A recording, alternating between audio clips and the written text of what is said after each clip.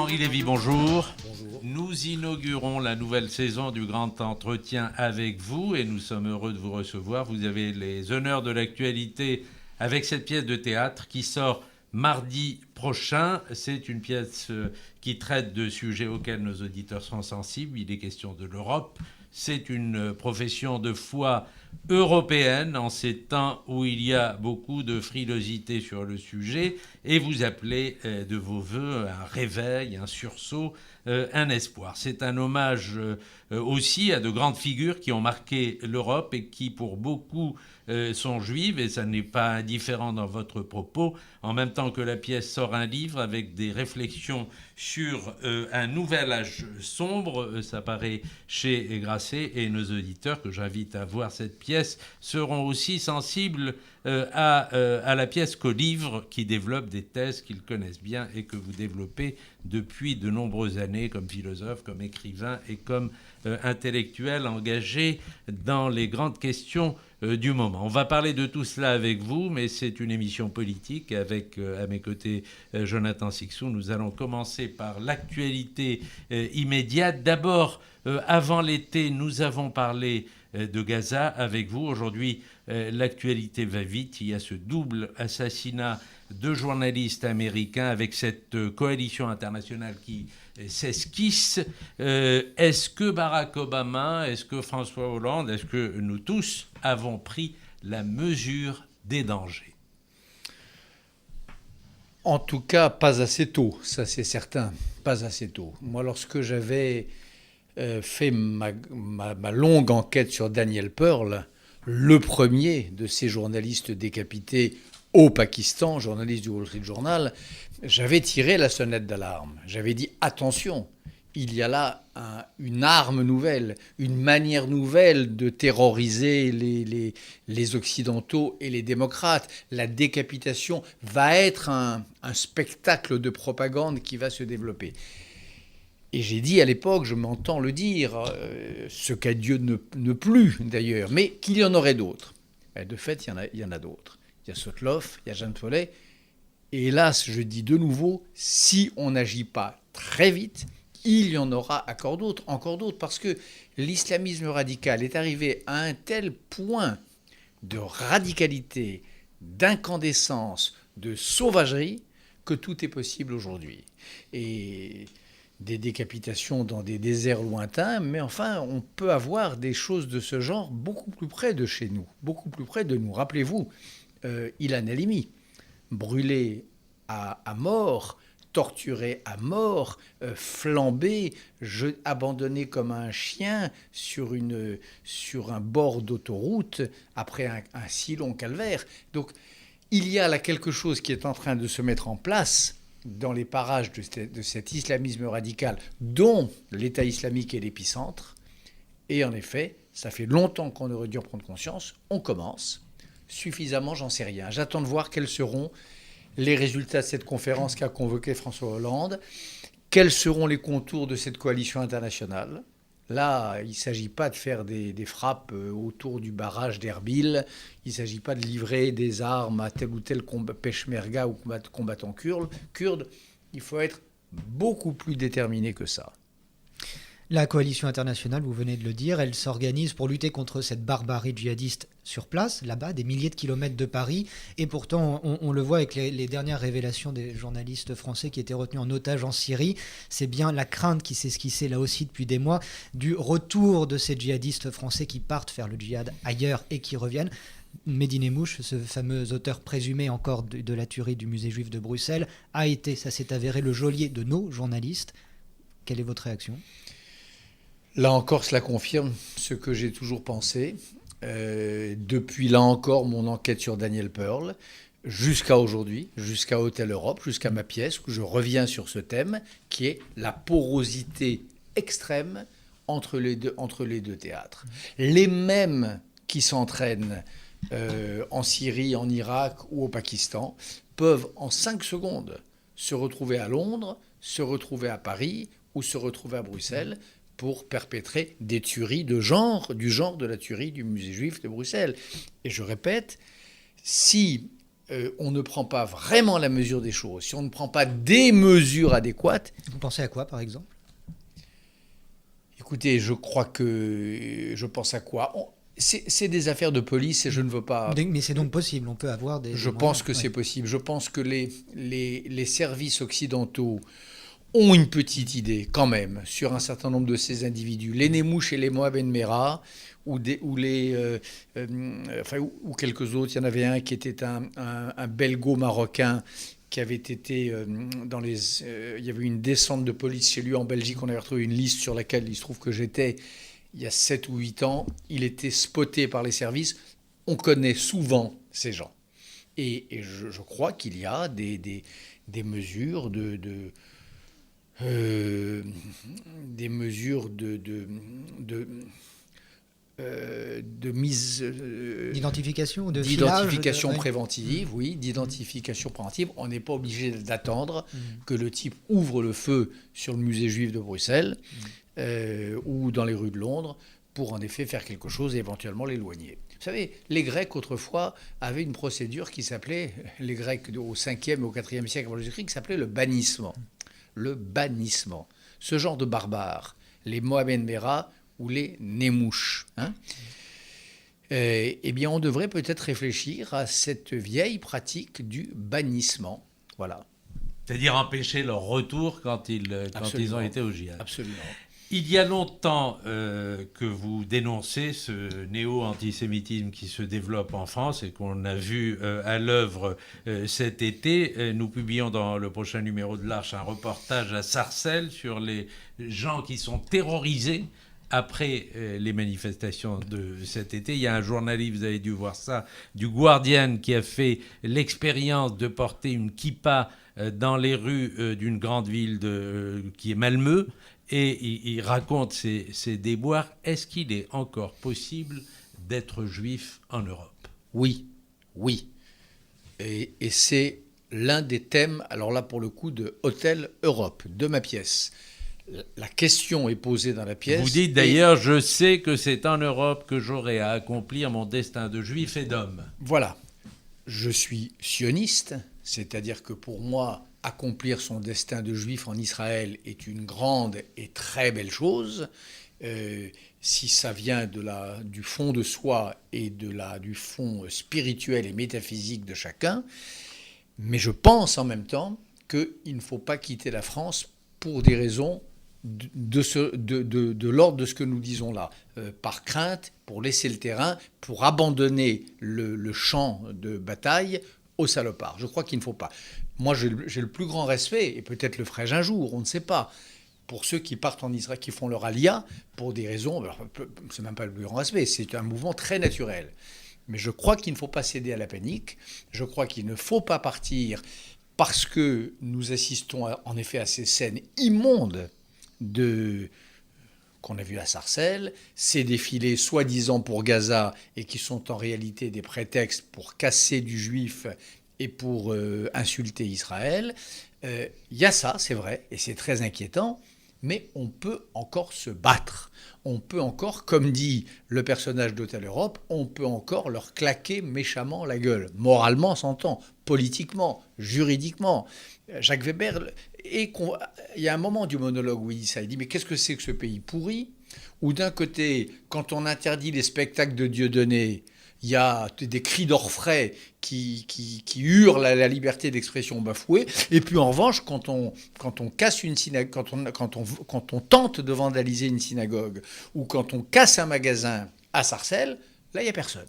Pas de manifestation dans les rues, pas d'indignation, pas de révolte. Ça, c'est ce que dit Jacques dans Hôtel Europe. Mais il conclut, face à ça, on va se battre. On est assez fort. Pas on, les Juifs d'une part, mais les Juifs et les démocrates et les républicains et ceux qui ne veulent pas que ce pays, ce beau pays qu'est la France, ce beau continent qu'est l'Europe, devienne une terre de djihad. Il n'est pas question. Alors, on va parler de l'Europe, on a beaucoup de questions là-dessus, mais il faut qu'on précise que votre pièce est un homme joué par Jacques Weber, qui est dans sa chambre d'hôtel et qui prépare une conférence sur l'Europe à Sarajevo. Il n'y arrive pas, mais de temps à autre, il a des bouffées d'inspiration. Et on a envie de vous demander, Comment est-ce qu'on peut chanter la gloire de l'Europe aujourd'hui alors que tous ces desservants actuels, tous ces citoyens paraissent totalement désenchantés? C'est justement pour ça qu'il faut la chanter, la gloire de l'Europe, et il faut dire à tous ces désenchantés qu'ils sont en train de creuser leur tombe. Vous savez, quand vous regardez la situation géopolitique d'aujourd'hui, vous avez 3 empires en formation. Plus l'empire américain, ça c'est terminé. L'empire américain, il a existé, aujourd'hui c'est un empire en déclin. Vous avez 3 empires en formation. Vous avez l'empire commercial chinois, qui est d'une puissance redoutable. Vous avez l'empire militaire russe, on est en train de le voir en Ukraine, et je crains qu'on ne le voit dans les pays baltes et en Pologne un jour. Et puis vous avez cet autre empire qui est le projet de califat islamiste. Il y a donc 3 grands ensembles géopolitiques, commerciaux, militaires ou idéologiques. Si les pays européens ne sont pas capables, comme disait Dante dans le De Monarchia, d'opposer aux empires barbares dans certains cas, ou agressifs dans d'autres, je pense à la Chine, ce n'est pas un empire barbare, mais c'est un empire commercialement agressif. S'ils ne sont pas capables, eux aussi, de constituer un grand ensemble qui fasse pièce à tout ça, ils sont morts. Voilà. Donc c'est bien parce que les Européens sont désenchantés que Hôtel Europe plaide pour l'Europe. C'est ça ou la fin de notre civilisation. C'est ça ou la fin de notre prospérité. C'est ça ou une montée sans commune mesure avec ce qui est le cas aujourd'hui du chômage, de la misère et de la précarité. Il n'y a pas d'autre solution. Je sais que les gens n'aiment pas qu'on leur dise ça, le côté la carte forcée, pourtant c'est ainsi. La France seule, repliée sur son petit précaré gaulois, l'Italie seule, ça ne marchera pas. Voilà, c'est la conviction du personnage d'Hôtel Europe. Alors vous le dites, Hôtel Europe, c'est justement ce plaidoyer, cette défense superbe pour l'Europe et l'idée d'Europe. L'Europe, c'est la raison, dites-vous. Mais quelle Europe pour demain? Une Europe fédérale ou une Europe des nations? Je dis surtout, Jacques Weber dit que l'Europe est un mythe grec noué à un concept juif. C'est ça mon Europe à moi. C'est une Europe qui fait écho à des conversations que j'ai eues avec Emmanuel Lévinas lorsque j'étais jeune homme, avec Benny Lévy plus tard. Et de toutes ces conversations, le personnage d'Hôtel Europe déduit cette idée-là d'un mythe grec, la petite princesse Europe emportée sur les flots de la Méditerranée déchaînée par Zeus déguisé en taureau ailé, avec un concept juif, c'est-à-dire ce concept de singularité ou d'universalité intensive et non pas extensive, telle qu'on la trouve dans la grande pensée juive. Donc, je plaide, moi, dans ce monologue, pour la réconciliation de la sagesse de Babylone et du Dieu de la Bible, la réconciliation de la Grèce et de Jérusalem. Je plaide pour une injection de problématiques de pensée juive dans cette idée d'Europe aujourd'hui à l'agonie. Si on fait l'Europe à la manière des Grecs, ça seulement, ou si on fait de l'Europe une réédition de la voie romaine, selon mon ami Rémi Brague, grand penseur catholique, ça ne marchera pas. Il faut la voie romaine, le mythe grec et la pensée juive. C'est ça la thèse que développe ce texte théâtral. Alors, il y a de grands hommes auxquels vous rendez hommage. Il y a Churchill, il y a De Gaulle, il y a Malraux, il y a votre panthéon personnel qu'on connaît, Izetbegovic, le commandant Massoud.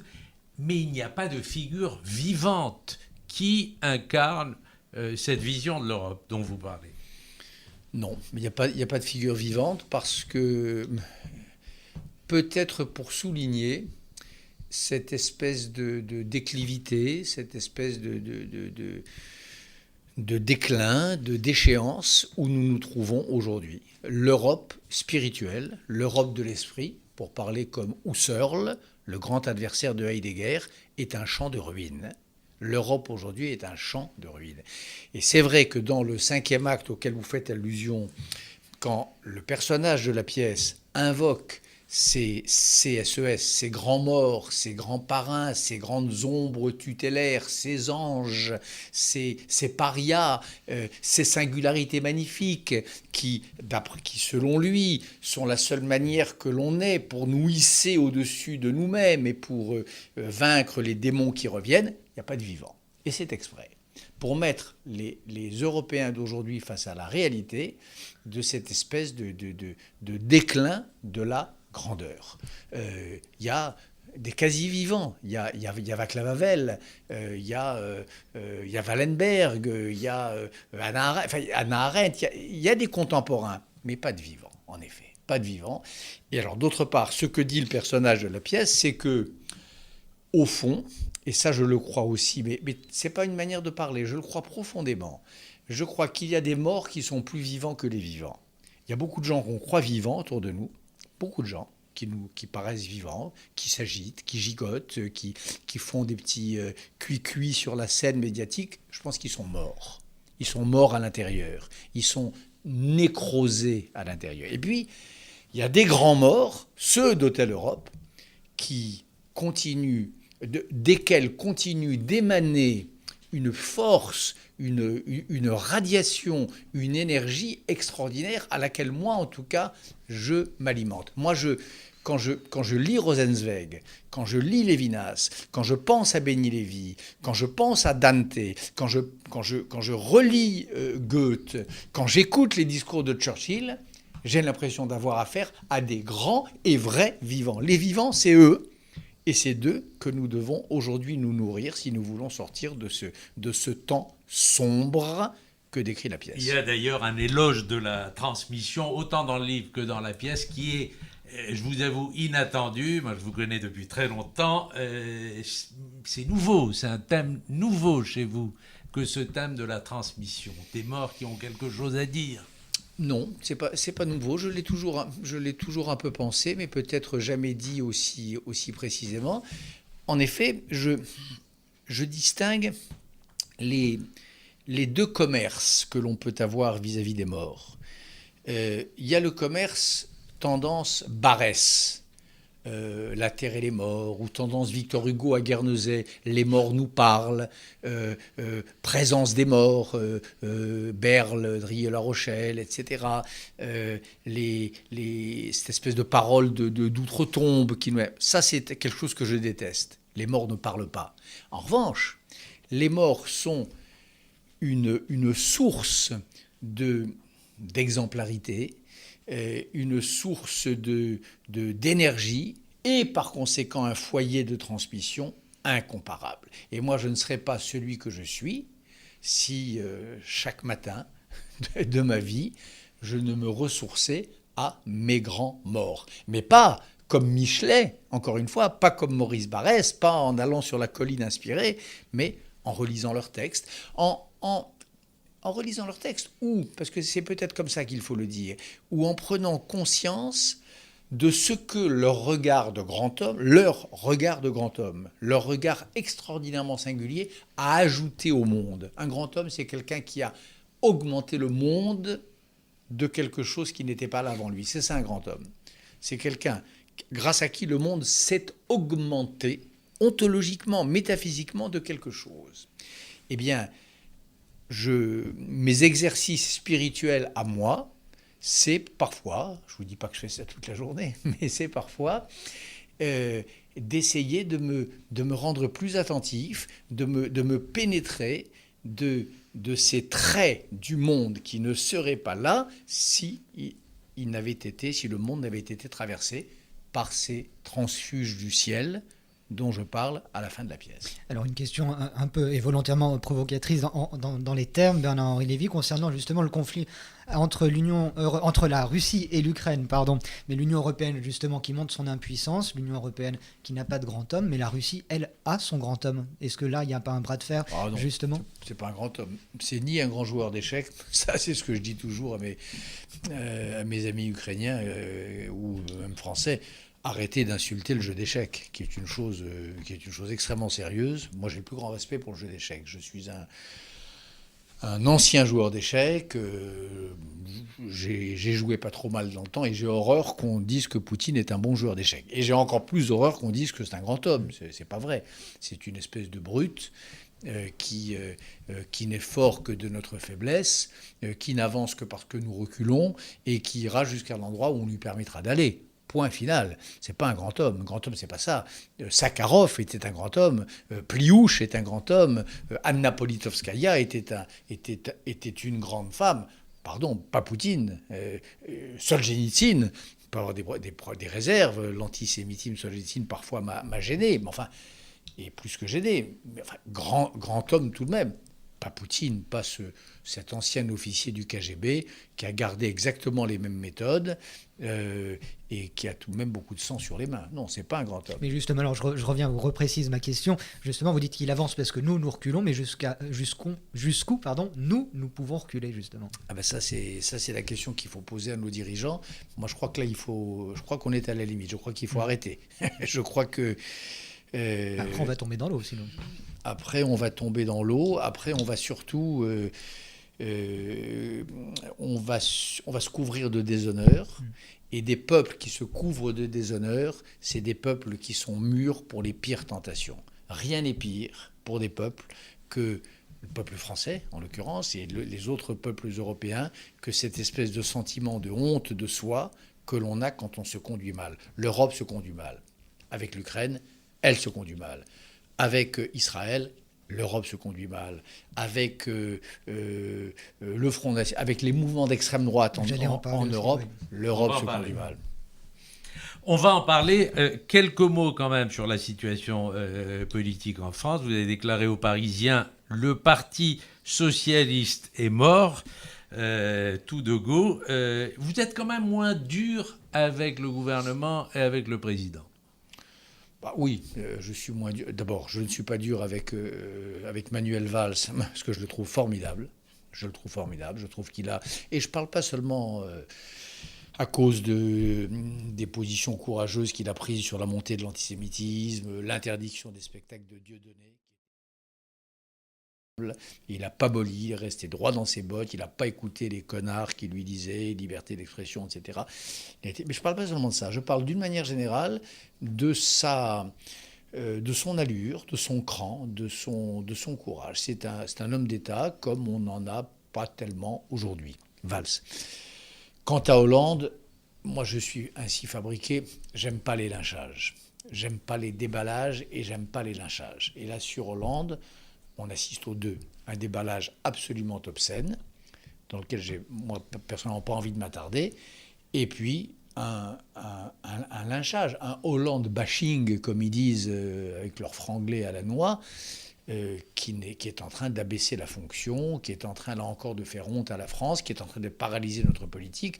Comment voulez-vous que François Hollande, qui réunit bientôt cette grande conférence à Paris, qui devrait être le point de départ de cette coalition, où il faudra qu'il y ait les pays arabes, parce que pour aller cogner l'État islamique en Irak et en Syrie, il faut que les pays arabes se mouillent, il faut qu'ils prennent leurs responsabilités, il faut que les Saoudiens, les Émiratis, qui ont entre 5 et 600 avions de haute performance, niveau F-16... Pour l'instant, ils ne se pressent pas à la porte. Ils ne se pressent pas à la porte, mais il faut les presser. Il faut les presser, parce qu'ils sont en partie responsables. Ce djihadisme qui est en train d'exploser dans l'État islamique, ils ont joué avec, ils l'ont créé en grande partie. Alors ils l'ont créé à petit feu, peut-être. Eux, ils se contentaient de couper la main des voleurs. Bien, aujourd'hui, on coupe la tête. Et encore, ils coupaient des têtes aussi, d'ailleurs. Mais enfin, à petit feu, ils en sont les artificiers. Et puis, ce djihadisme radical, il va leur revenir dans la gueule comme un effet de boomerang. Donc, ils ont vraiment intérêt à se bouger. Et ils en ont les moyens. Les armées des pays dont nous parlons sont des armées considérables, avec un matériel extraordinairement sophistiqué. Si vous mettez les bout à bout les armées des Émirats, de l'Arabie Saoudite et du Qatar, vous arrivez mais très au-delà de la force conventionnelle française, notamment en termes d'aviation. Donc, comment voulez-vous que le président français, qui là-dessus a une bonne volonté manifeste. Sur les grands sujets de politique internationale, je le trouve d'une grande lucidité et d'une grande sagesse. Comment voulez-vous qu'il puisse parler avec l'autorité nécessaire à ces chefs d'État arabes qu'il va bientôt rassembler à Paris, s'il est traîné dans la boue, comme on le voit aujourd'hui dans le monde entier. Donc je suis contre aussi, ça, je suis énervé, agacé par ce Hollande bashing, et c'est la raison pour laquelle vous me trouvez peu sévère pour ce gouvernement. En revanche, là où je suis sévère, c'est pour les fameux frondeurs. Tout ça était un spectacle pitoyable. Et pendant ce temps-là, Marine Le Pen enregistre une sorte de progression fulgurante dans les sondages. Et on voit que la présidente du FN est donnée gagnante, quelles que soient les études d'ailleurs, au premier tour, en tout cas en tête dès le premier tour. Et vraisemblablement, hormis Nicolas Sarkozy, personne ne pourrait la battre au second. Ben voilà. Écoutez, c'est... Quelle autre réponse à apporter que Nicolas Sarkozy, s'il y en a une à ce moment-là, il faudra que Nicolas Sarkozy... De toute façon, moi, je pense... un démocrate, qu'il soit de gauche ou de droite, c'est pas un hémiplégique. Hein, le champ politique, c'est un tout. Et donc j'ai mon avis aussi, même si je n'ai jamais voté pour lui, sur ce qui va se passer du côté de l'UMP. Et ça, je l'ai dit encore hier soir chez Ruquier. Je pense en effet que Nicolas Sarkozy est de très loin le meilleur, pour toutes sortes de raisons, en particulier la raison que vous dites là. Parce qu'à droite, il est le seul qui pourrait, comme dit Jacques Weber, claquer le baigneur une fois pour toutes aux tarés de la vague bleu marine. C'est la phrase d'Hôtel Europe, les tarés de la vague bleu marine. Ça m'énerve quand on... Encore hier soir, un des chroniqueurs de Ruquier me reprochait de traiter Marine Le Pen de nulle. Enfin, c'est pas moi, c'est le personnage de la pièce qui la traite de nulle. Mais je crois que c'est juste le mot qui convient. Alors après, c'est une bonne politique. Elle est maligne. Elle est un orateur. Mais son programme est nul. Ses idées sont nulles. Voilà. Donc, il faut quelqu'un pour contrer cette nullité-là. Peut-être qu'on pourrait commencer à reparler de la pièce dans les minutes qui nous restent. Bernard-Henri Lévy, c'est donc après-demain qu'a lieu à Paris la première d'Hôtel Europe. Mais avant Paris, il y a eu 3 avant-premières. Il y a eu Sarajevo, Venise et Odessa. Pourquoi ce triangle ? Initialement, c'était Kiev qui était prévu. Oui. Alors, Odessa et Sarajevo, c'est parce que ce sont 2 villes où se joue le destin de l'Europe, pour moi. Et Venise, parce que c'était la Fenice de Venise, et parce que c'est juste le plus beau théâtre du monde, encore plus beau que l'Atelier, c'est vous dire, le plus beau théâtre du monde, parce que quand j'ai su qu'ils avaient choisi ma pièce, alors qu'ils ne font que du théâtre lyrique, que de l'opéra, j'étais vraiment content. Voilà, j'étais comme un enfant, j'étais très très très heureux de ça.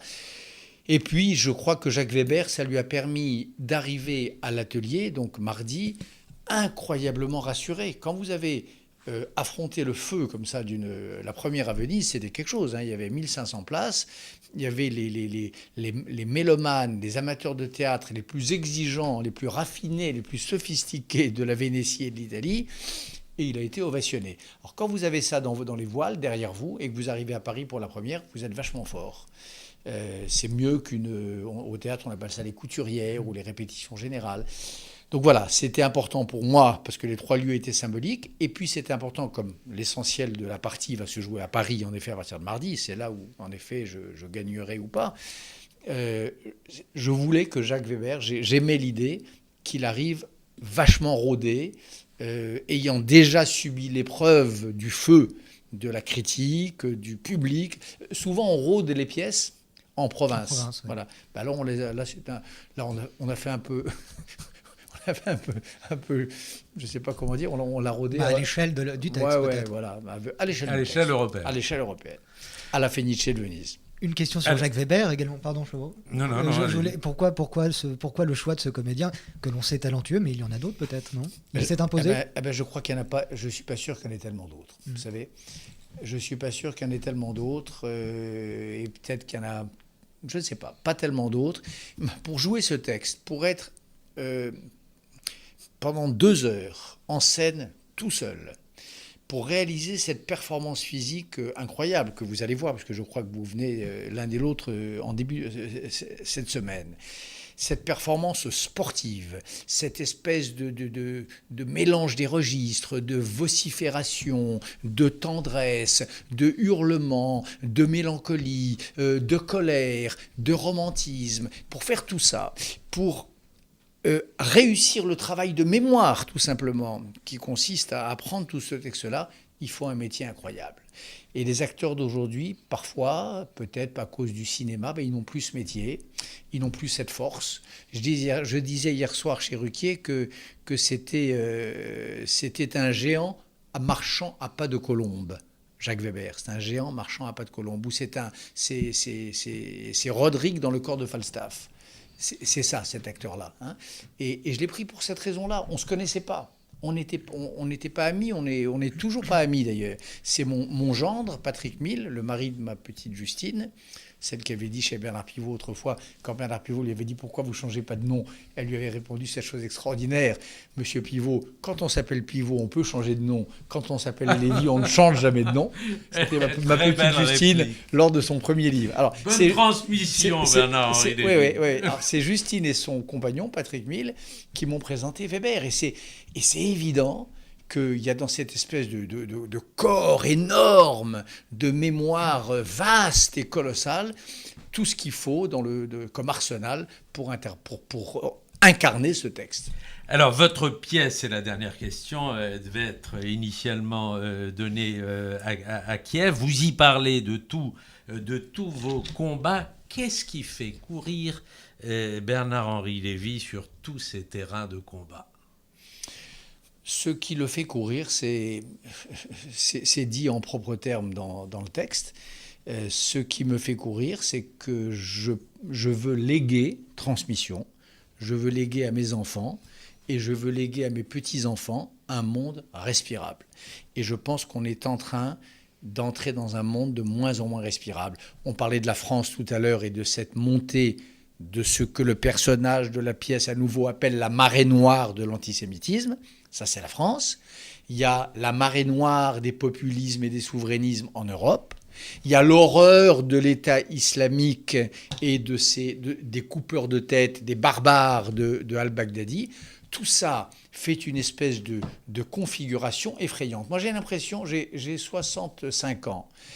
Je n'ai pas le souvenir d'un monde aussi terrifiant que celui dans lequel nous vivons aujourd'hui.